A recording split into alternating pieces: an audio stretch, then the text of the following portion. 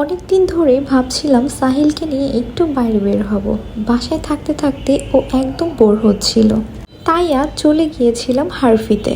জায়গাটা সত্যিই খুব সুন্দর। বাচ্চাদের প্লে এরিয়াটা একদম পারফেক্ট ছিল। আর সাহিল নিজের মতো করে খুব সুন্দর একটা সময় কাটাচ্ছিল। এই ছোট ছোট মোমেন্টগুলোই হয়তো জীবনের সব থেকে সুন্দর মেমোরি হয়ে থাকে। এর কিছুক্ষণ পর আমরা আমাদের পছন্দের কিছু ফুড অর্ডার করলাম।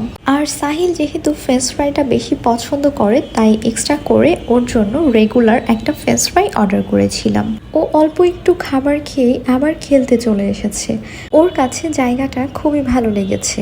আর আমি সব সময় চেষ্টা করি সাহিল একটু বড় হওয়ার পর, যেমন আমি যদি কোথাও একটু ঘুরতে যাই, আগে আমি দেখি যে সেখানে বাচ্চাদের জন্য কোনো প্লে জোন আছে কি না, কারণ ওরা ওদের মতো একটু এনজয় করতে পারে আর আমরা আমাদের মতো করে একটু গল্প করতে পারি। আমরা এখানে যতটা সময় ছিলাম, সাহিল পুরোটা সময় খুবই এনজয় করেছে।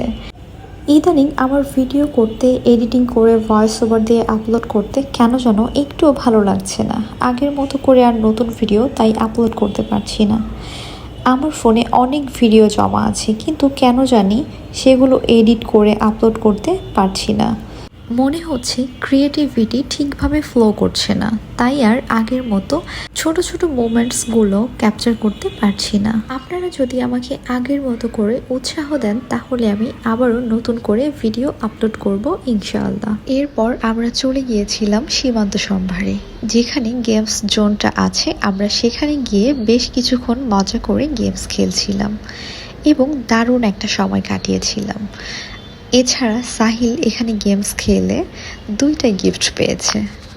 কিছুক্ষণ এখানে আড্ডা দিয়ে এরপর আমরা চলে গিয়েছিলাম বাসায়। আজ এই পর্যন্তই। সবাই ভালো থাকবেন, সুস্থ থাকবেন। আর আমার ভিডিওগুলো আপনাদের কাছে ভালো লাগলে আমার পেজটি ফলো করে আমার পাশেই থাকবেন। আল্লাহ হাফেজ।